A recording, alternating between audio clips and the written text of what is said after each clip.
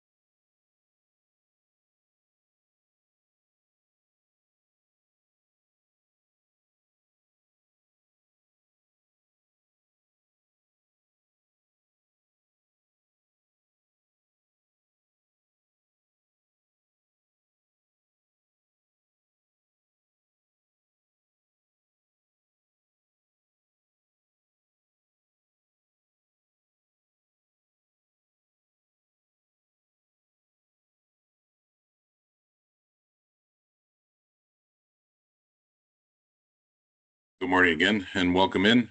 We're going to give it 2 more minutes and let some late joiners hop in the lobby before we get started. So if you guys want to grab some coffee or do whatever you need to do to prepare for this thrilling installment on IPD audio matrices, we'll get started in about 2 minutes.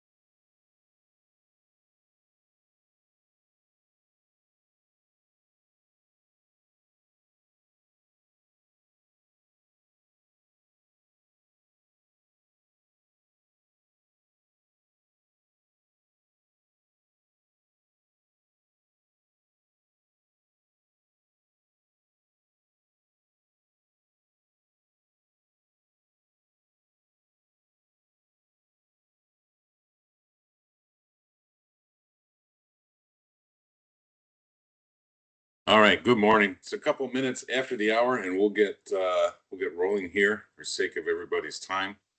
First off, I want to thank you guys for carving out about 45 minutes. The last one went about 45 minutes of your morning to sit with the three of us here as we go over the NICE audio matrix, the audio solution from NICE, and the ins and outs as far as design. We'll do a brief product overview of the parts and pieces that are included with this lineup. Something that's unique with our audio lineup is really the true flexibility of the IPD lineup with remote in, out, as far as how we do signal routing utilizing Dante. So we're going to go over the product overview. We're going to go over some best practices, some design tips, and then we're going to get into some troubleshooting methods using the Dante controller software from Audinate. So without further ado, we'll get to our hosts for the day. I'm Jeff Koplinski. You guys probably recognize my voice. As usually, my role is to kick these off and add color commentary. Today, we've got doing the majority of the presenting is Jeremy Klutz. He's a senior RTS for the western half of the U.S. And then we've got Eric Hill, which is the senior for the East, in attendance as well. We're going to be manning the Q&A. So as we go through this presentation, there's going to be a Q&A session at the end. But as we go along, I'd emphasize to you guys, please use the Q&A tab up top of the Teams menu. Type in any questions that you've got as we go along, and me and Mr. Hill will be in the background answering the questions as they come through, as well as we'll curate some of the heavy-hitting questions towards the end of the presentation. We can discuss them and work them through. So without further ado, I'll kick it over to Mr. Klutz, and he'll get rolling. All righty. Good morning, good afternoon, good evening, wherever you are in the world. Let's talk about what we're going to discuss today. What to expect on this webinar. IPD quick overview and best practices, unicast versus multicast, and when to use what. And then Dante controller overview. We're going to do a high-level overview on Dante controller to use it as a troubleshooting tool. What not to expect on this webinar? Well, we're not going to troubleshoot any specific systems that you have. That would be a call for tech support or your lovely RTS, or answer questions not pertaining to IPD. This is an IPD call. That's why we want to focus on it. So we don't want to focus on anything else. It's not just an open forum to ask questions. So let's get started. Start with a nice IPD products quick overview. So we have 3 chassis models, Matrix 8 channel, AMP-EXT, and Pre-MSI. They are all 3 a 2U chassis to keep them the same form factor. That makes your racks look pretty. And then we have a couple models next that are going to be smaller form factor, designed really to go in a structured wiring can or behind a TV. So with this, we'll go a little more in depth here in a minute. But for any questions you might have, there is a lovely IPD design guide in Management Cloud that is a bunch of pages that you can read for questions you might have, design ideas, design situations, and ways to work around issues you might have. So please reference the design guide first, then we can go from there. All righty, so let's stop in. I always start with a Pre-MSI because I think it's the biggest piece in the chassis lineup because it's got the most inputs. It has 6 stereo or 12 mono preamp outputs. Then you have the 3 coax in, the 3 optical in, the 8 stereo or 16 mono inputs, plus the doorbell input. Everybody forgets about the doorbell input. It is just another input, but it is in a 3.5 millimeter mini stereo input. It cannot be broken out into mono. It is stereo only. But if you're not using it for the doorbell audio out from a main controller, or if you have multiple chassis and only need one, it is just another input you can assign. All these chassis have DSP built in, 5-band EQ for each zone, and lip sync correction.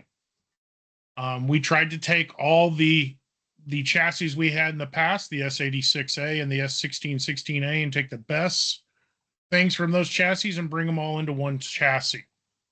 All right, so this allows you to use whatever amplifier you want, whether it's 70 volt, big, small, whatever you want, tube, you can use whatever you want. Okay. Matrix 8 channel. This is your amplified version. So it has 4 stereo or 8 mono amplified outputs plus 2 stereo or 4 mono preamp zones. So you can actually tie one of each of those pre-outs to one of the 4 stereo zones and have 2 speakers and a sub pre-out if needed.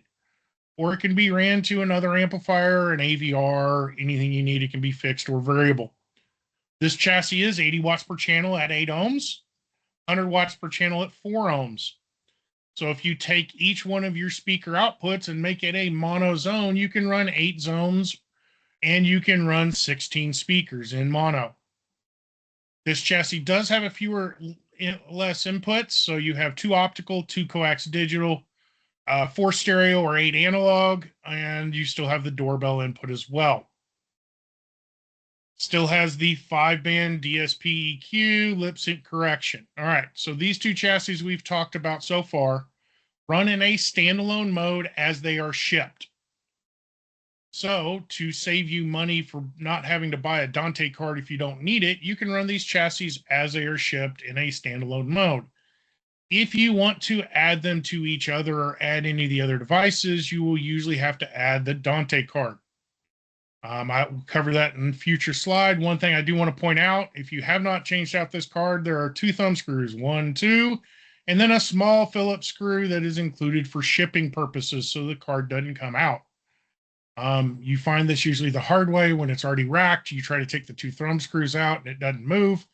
And you start cussing. So then you take a flashlight and you see the Phillips screwdriver and go, oh, yeah. I highly recommend take your Phillips screwdriver, take that screw out and chunk it as far as you can. It is not needed. It is only used for shipping purposes.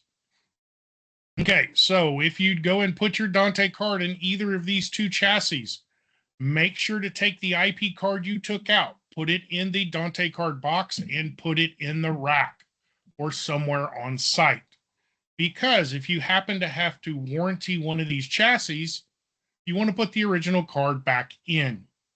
You don't want to have to ship it back with a Dante card in it, because guess what you're not going to get back? You're not going to get a new Dante card. Okay, so you want to pull your Dante card out and ship it separately if you're having to RMA it. Okay. All right, next chassis up is the AMP EXT. It is the exact same chassis as the Matrix 8 channel, but if you notice, there are no inputs on this chassis. It is an add-on amp. It is literally how many more zones do you need to add? Okay. So both of the previous chassis can do 12 zones. The AMP EXT can do 8 zones due to the Dante limitation of the card that's inside. So you have 8 speaker outputs. They can all be mono or 4 stereo. You have 2 stereo or 4 mono pre-outs. However you want to use those to create 8 zones. Same 80 watts per channel at 8 ohms, 100 watts at 4. Same 5-band EQ for the DSP. Lip sync correction built in, and Dante is built in. Why is Dante built in? You do not need a Dante card for this one because guess what? It has no inputs. With no inputs on it, the only way to get inputs on it is Dante. So it already has a Dante card built in. Hey, Jeremy. All right. Yeah. Before we go on, so a couple things. You referenced the whole thing about how we took the best features of our S86 1616A.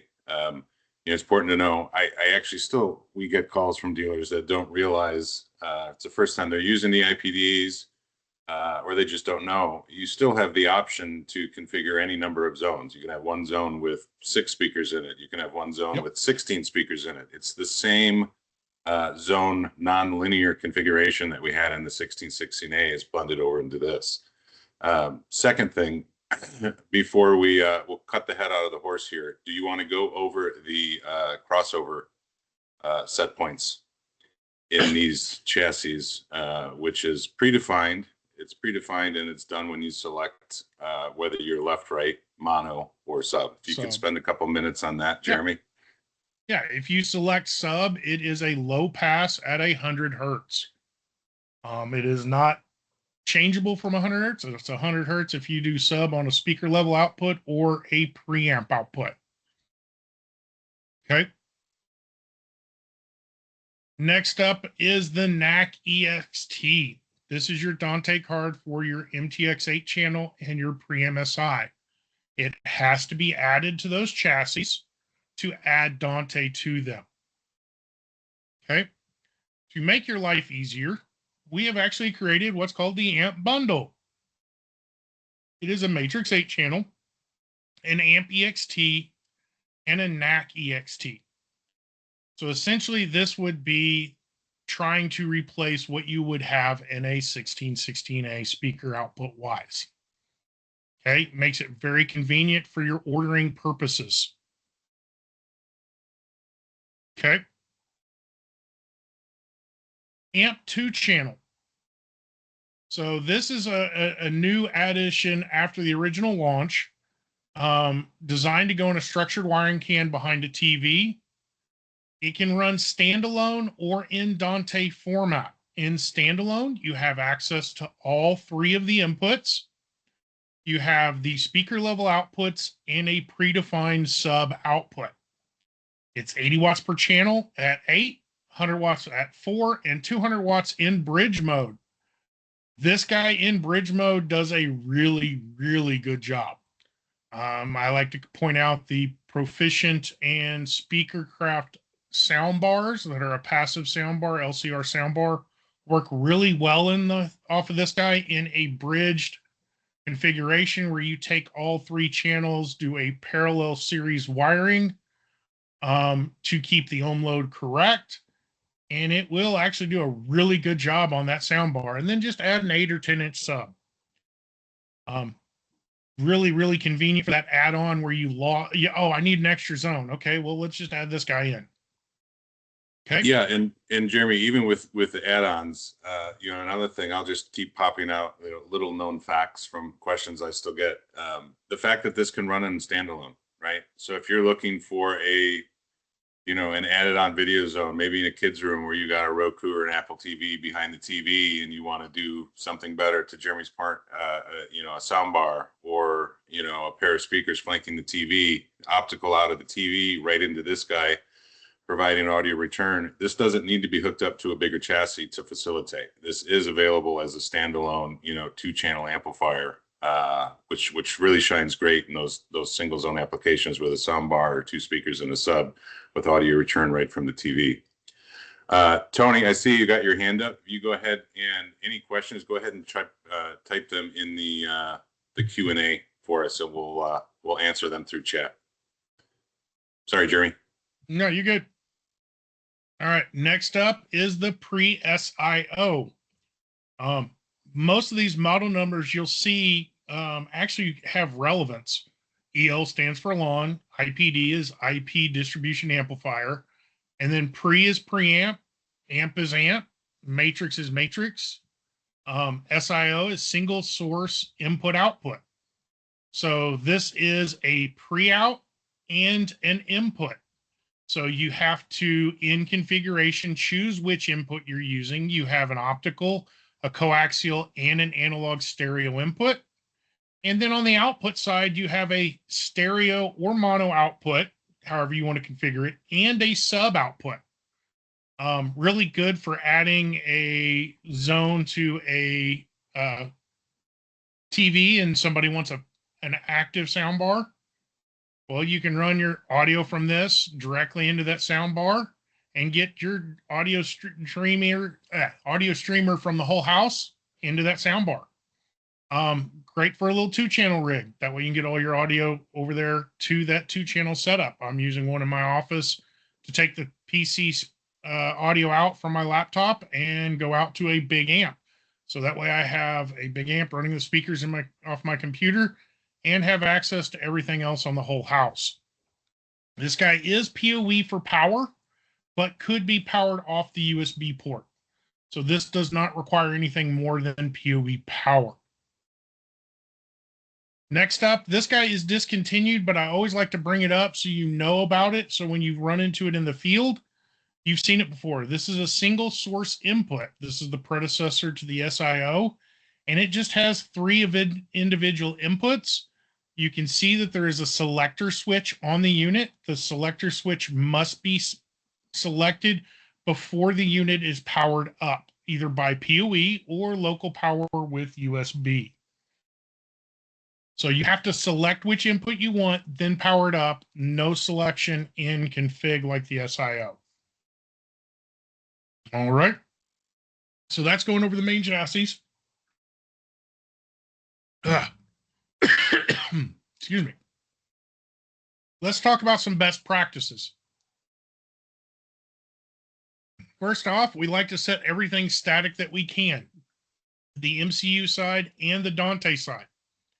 Why do we like to do that? Well, sometimes these devices can power up quicker than your network on a power failure. And we want to make sure they come back up at the IPs we want them at. So MAC reservations is not a good application here. Excuse me. Do not cascade switches with copper cabling. Come on, this is a best practices. If we're, running between switches, you really want to run fiber. And if at all possible, you want to run SFP plus, which is 10 gig fiber between switches. Not that these guys take a lot of bandwidth, but it's everything else that's also on the network. We always want to think about that. When using multiple switches, try to use the same brand, same series. That way their settings can all be the same. And if at all possible, all Dante devices on the same switch. This can help with your latency. Also remember, Dante does not work over Wi-Fi or air point-to-points because it becomes too much latency. One of the things Dante is really, really good at is matching time clocks. So when you have multiple chassis throughout a project, they all play at the exact same time.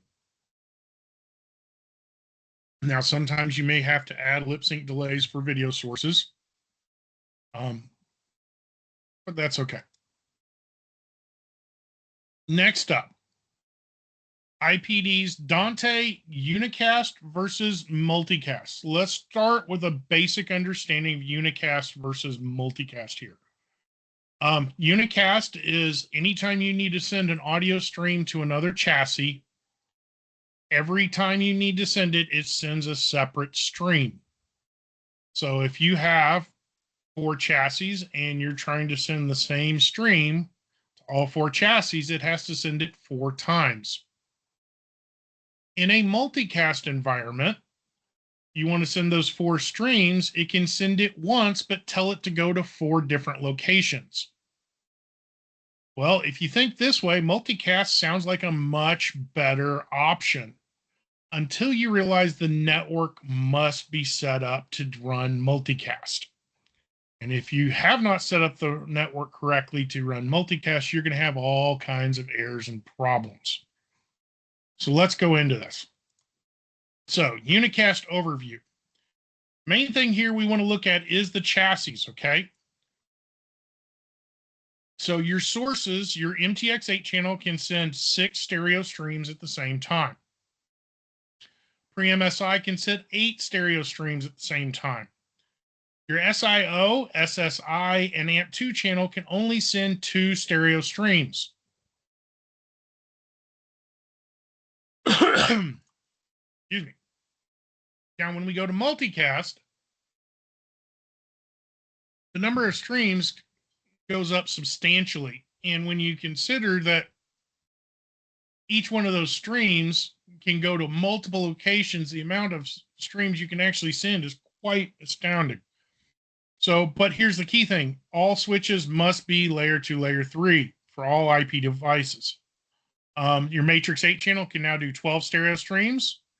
Your pre-MSI can do 16 stereo streams. And then your SIO, SSI, and your AMP2 channel can do 4 stereo streams, allowing those sources to go anywhere they need to. Now, you are with a limitation of 64 zones in any IPD configuration. So keep that in mind. So You may want to stay unicast if you don't have to go multicast. It means your network is much simpler. Okay. Ways to stay in unicast. Well, if you've got to do 4 chassis, maybe do 2 MTXs and 2 AmpEXTs instead of doing 1 MTX and 3 EXTs. Use your SSI, your SIO, or your AMP2 channel for audio returns for displays, because usually that audio return is going to only be used in that zone. And you can limit source use to specific areas. So you can try to say, hey, this is the guest house audio stream. Well, we'll make sure all the chassis that need the guest house audio stream or all the zones are on the same chassis. Or everything that's going to be used in the master suite is all on one chassis, to simplify where things need to be routed. Okay. When to use multicast. You have a single source from an MTX or pre-MSI that needs to go to more than 4 chassis locations and play at the same time. So if you have a client that wants to play a single stream to the entire house and you've got more than 4 chassis, you're probably going to have to go multicast. All sources in one location and 4 or more amps in multiple locations. So if all the sources are in one location and you have amps spread out throughout the house and you've got more than 4 chassis, probably going to have to go multicast. Or if you're using a source from a SSI, SIO, or an AMP2 channel that needs to go to more than 2 locations. Applications here are like a player piano that somebody wants to plug in and spread throughout the house. Or in an open format where you've got an open kitchen, open dining room, open living area, where you need the audio return from the TV to go to multiple zones. This might be an application to go to multicast. All right. So common unicast issues. Having multicast devices on the same network. Most notably here is going to be video over IP. I had a project I was dealing with this yesterday that somebody put, we're not going to say the brand of video over IP and Dante on the same subnet on the same VLAN and expected everything to work in multicast. It's not going to, because Dante requires different set switch configuration than a video over IP does. The workaround there is you VLAN off or separate to an extra switch the VIP so you can isolate that traffic. Unicast issues, cascading switches can degrade network performance. So I know we've all ran into this where somebody ran a single network connection to the theater and somebody threw a 4-port switch in and they ran out of room. So they threw another 4-port switch in and then they ran out of room and threw another 4-port switch in and then plug something into that last switch that's going to take it all down. Well, it comes down to network design. Instead of using 3 little 4 ports, put in a 16 port and be done with it. Hitting or exceeding the stream limits when you're in unicast by default. All this comes down to design before deployment. You got to plan ahead and plan for the future things that they might want to add. If you know that they're going to add a pool house and a guest house later, well, plan ahead for that. Plan the network accordingly. Plan for the SFP pluses and the fiber connections to make all that happen. Common multicast issues. If you don't have multicast set up correctly, you will have no or intermittent Wi-Fi. Quickest way to find out you screwed up. All of a sudden the client comes running, hey, my Wi-Fi is no longer working. Yeah, you screwed up multicast. Not setting up your IGMP or QoS correctly. Incorrect hardware. Trying to use unmanaged switches in a multicast environment is going to cause major issues. Poor cascading, termination, or cables. I've seen many cases where pass-through connectors improperly terminated cause all kinds of issues. Or subpar cat connections. I've seen a couple that are missing terminals lately. So all that can cause issues. Okay. So next up, the part that I think most people want to watch here is let's talk about Dante Controller. This is a very, very useful tool that can help you, but you can also screw a bunch of stuff up if you don't know what you're doing. So here's my disclaimer. Please go through the Dante trainings provided by Autonet before making any changes in Dante Controller. At this case, what we're talking about with Dante Controller is usually just to look at, not to make changes. Input routing is an easy change you can make that usually does not screw up stuff, but going in and making physical changes to parameters can break the system if you don't pay attention to what you're doing or know what you're doing. Link at the bottom is for the Dante certification program. They do have 3 levels there, and it never hurts to have any more training. Dante Controller is a free download. Okay, here's a link for downloading it. You do have to have an account, but an account is free. All you got to do is sign up, and it's the same sign up for doing your trainings. Okay. And Jeremy, I'll chime in here, kind of as a disclaimer. So this Dante controller, 100% killer tool for troubleshooting, right? But again, to Jeremy's point, when you're setting, latency parameters, everything, still do all of the configuration within Elan, within the configuration software, right? Dante controller purely, troubleshooting, finding out where the latency is, finding out if there's a dead input or something like that, not to configure the chassis, but just for troubleshooting. Just wanted to throw that, hit that home a little bit. Yeah, you can hit that nail with a hammer. Mm-hmm. So if you want to use Dante controller, you must be on site. Highly recommend hardwired. It can do some things over Wi-Fi for connecting with Dante controller. I don't recommend it. Always recommend hardwired. Because when you hardwire, guess what? Notice it shows you your link speed. Okay, it also shows what IP you're coming in at. Okay, they do show a primary and a secondary interface because Dante is done as a double network setup. We are only using primary interface on our devices. So once you connect, it will discover all the devices that are on the network that are Dante. Okay, for example, you can see you can show all the transmit devices and all the receive devices. You see the little green dots here with check marks in them? That's showing that you have audio being routed. I go to the next slide here. You can see that I expanded it out, and here you can see the pre-SIO. Channels 1 and 2 is going to my AMP2 channel. Receive channels 1 and 2. You can see the little check marks.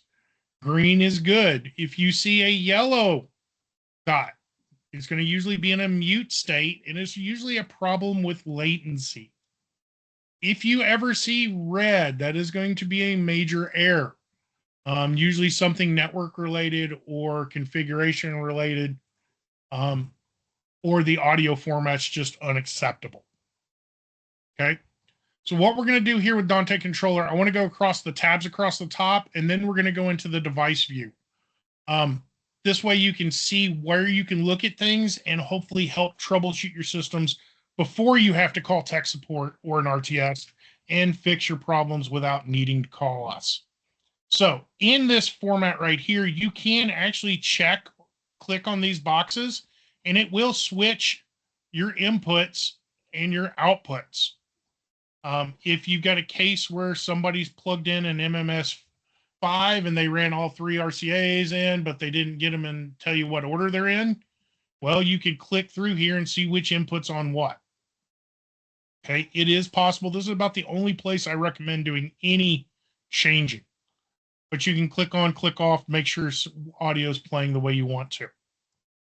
All right, next thing over is device info. I put a little list over here to the side of the main things you can look at here. Dante version. This Dante version should match what is in configurator. Okay.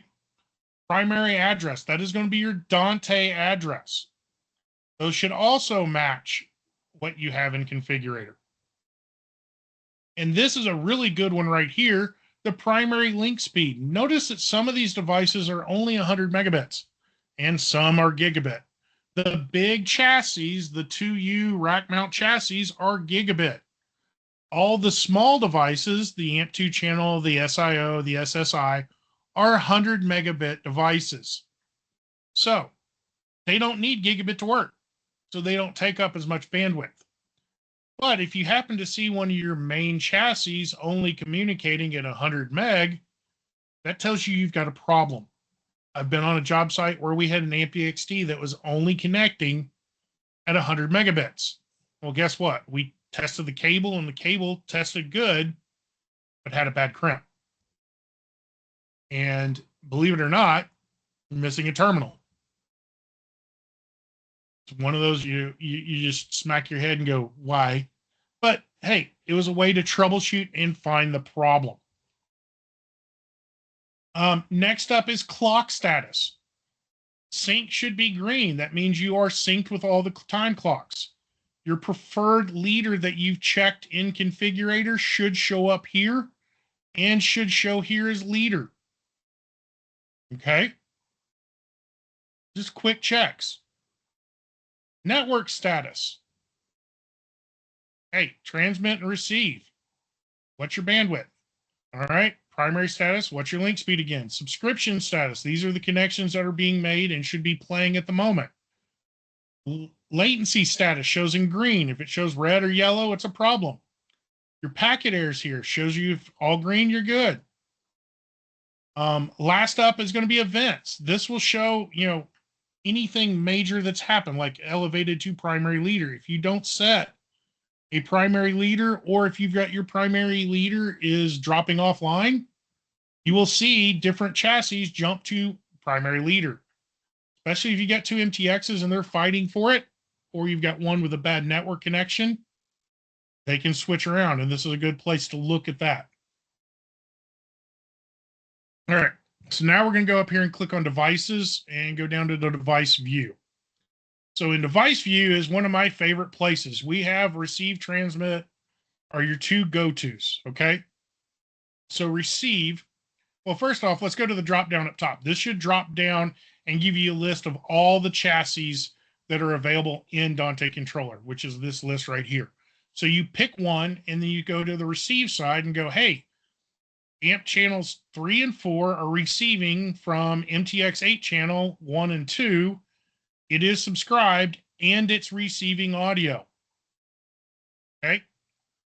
So this audio receiving says that there's signal there. This is basically your built-in toner. You don't have to break out the toner.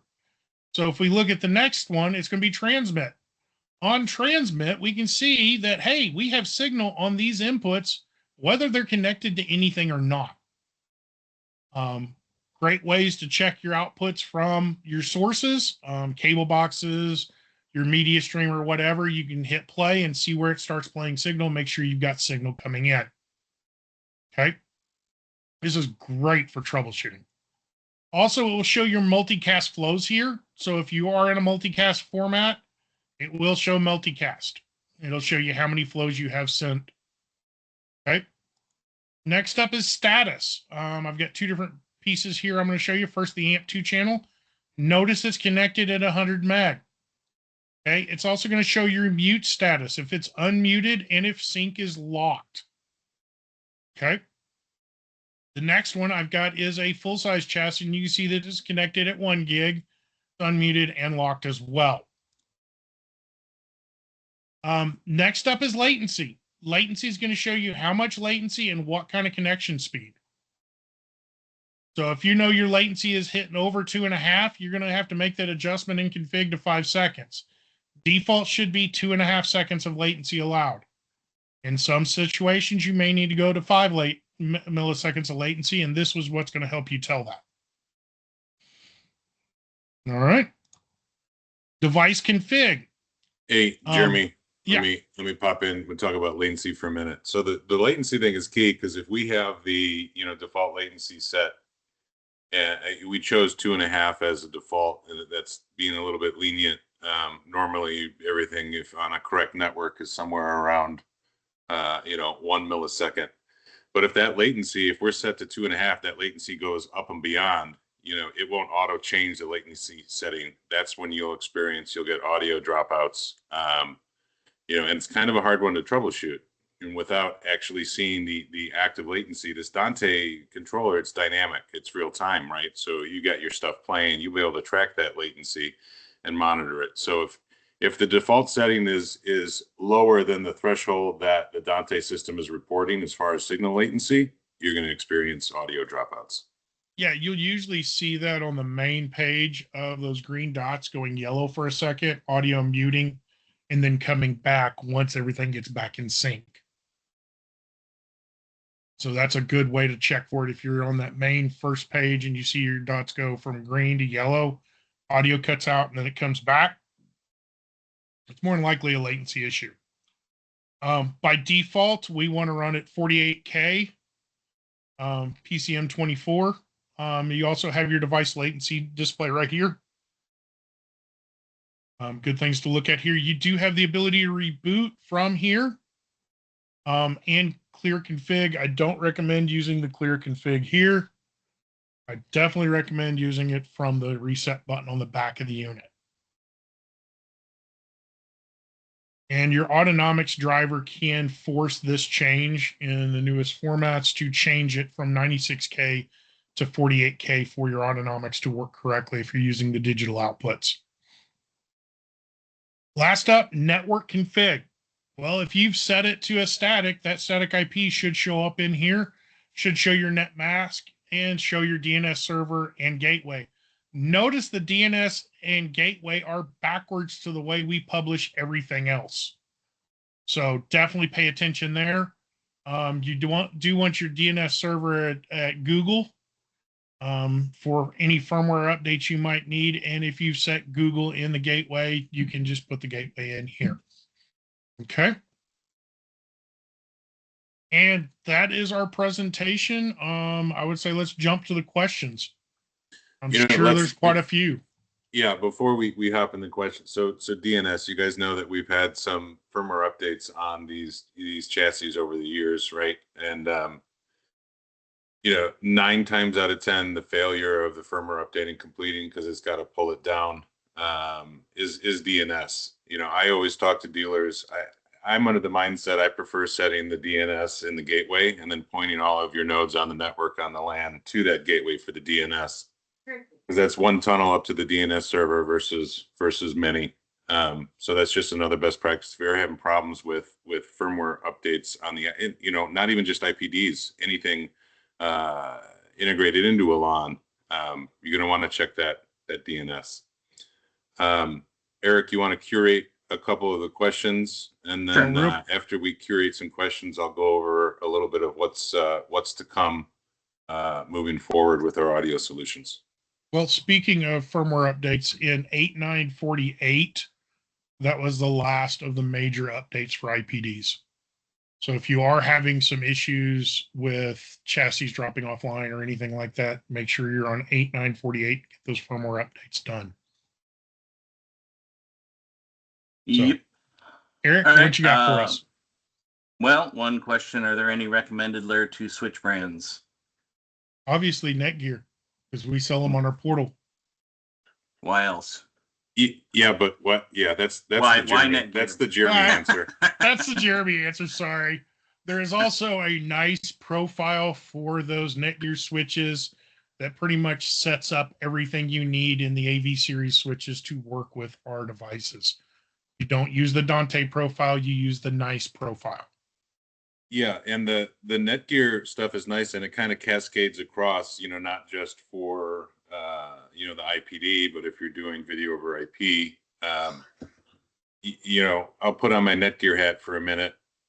Those of you guys that have been with the company or doing business with us for time, we partnered with Luxol, which was good for the time. Got kind of dated quickly, and then we brought in Netgear. So we work pretty close with Netgear and the developers over there. To Jeremy's point, where they've got profile assignments per port through the AV GUI, makes setup. I mean, it's killer. You still have the option to go into the regular GUI and get really deep into the switch setup and configuration, but using that AV profile or that AV login with the predefined settings per port, it makes it a lot easier on the dealer side.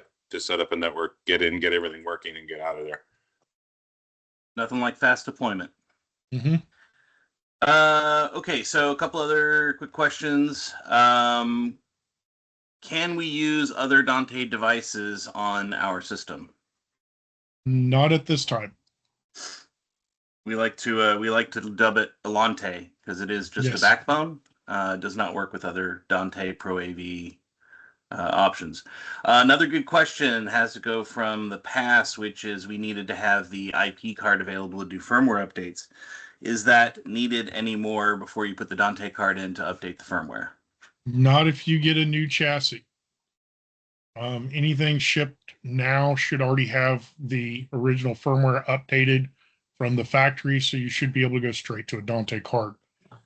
Yeah, But you definitely want to keep that original card in the Dante card box in the rack in case you need to RMA it. Yeah, in case you need to RMA it, or if you have to, if shit hits the fan on something, you got a factory default. Too many dealers are too quick to, once they throw that Dante card in, just throw the NIC card that comes with it out. Keep that in mind. But the firmware updates, we don't have to go through that song and dance like we used to. Perfect. Somebody was asking you all layer 2-3 Netgear switches have this profile. The ones that are purchased from us do have the profiles built in. The AV series M4250s have that profile available on the newest firmwares. Now, if you log into that switch and you do not see that profile available, guess what? You need to update the firmware. Because a lot of times they're not shipped with the newest firmware. All right. Is there a schematic diagram available to them for setting up Dante? And that would be the IPD design guide. You'll find that in the management cloud. Yep. If you read through it, there's actually a really good diagram layout for unicast, multicast, multi-chassis, pretty much everything you would need to know. Yeah, that design guide, don't shy away from the length of it. There is a ton of information in that, and it goes into details, in great detail on a lot of different aspects, from network setup to multicast versus unicast. It's a good read, long but a good read. Last question that we had from the last webinar, to kind of reiterate something, which is on the extender amplifier. It has a limitation of how many zones, Jeremy? Eight zones. Because the Dante card can only receive 8 different streams, so it can only do 8 zones. That's why the Dante card's set up. And to reiterate that, it does have 12 outputs. So you've got your 4 preamp outputs, you've got your 8 amplified outputs as well. So it only takes 8 zones total. Now, how you configure that, whether it's 4 preamp zones and 4 amplified zones, is still 8. So it's a mix of either, but only 8 zones total. That looks like about the limit of our questions here. Did you see anything else in there that you want to ask there, Jeff? No, I think we have a new once again, everyone is we're checking in the Q&A in both areas. I think we got it all. Yeah, the link for the design guide, Tony. Eric, if you want to throw that in there while we're doing the closing, but it is in Management Cloud. So if you have access to Management Cloud, it's a pull down under downloads. Yeah, downloads. Moving forward with audio, I mean, it's you talk about this category as probably one of the highest attach rates in a control system. And I mean, this series of Dante, this IPD series has been out for a while. So there's a refresh in the works. A lot of you guys know Mr. Larry Cramp. He's actively working on an approved refresh for this, where we're taking a bunch of things into consideration. DSP, different crossover set points, variable crossover, a lot of features that have been asked along the road. We're toying with the fact of embedding internal streaming. Price point, of course, is also something in consideration as stuff is getting lesser expensive or easily accessible in the DIY market at a lower price. That's something that we as manufacturers have to take into consideration. So I'm excited about the new rev of the IPDs that, if all goes well, we'll see something at CEDIA this year with a couple other NPI, new product introductions. And that's really what I got. Oh, I got to put on my sales hat or I'll get in trouble. Because of this, in the spirit of this webinar, like last month we did surveillance and then ran a surveillance promo. We've got some bundle packages live on the portal, IPD MTX, as well as a pre-MSI, and they're packaged with an 8-pack of the new toolless in-ceiling speakers at a discounted price, higher margin. You guys are up in the 70 points margin, taking advantage of those bundles. So I'd implore you guys to take a look and take advantage of that deal while it's live. That's it for me, guys. Bring her home. Well, Jeremy, close it out. Thank you all for attending, and buy. We need sales. Thanks, guys.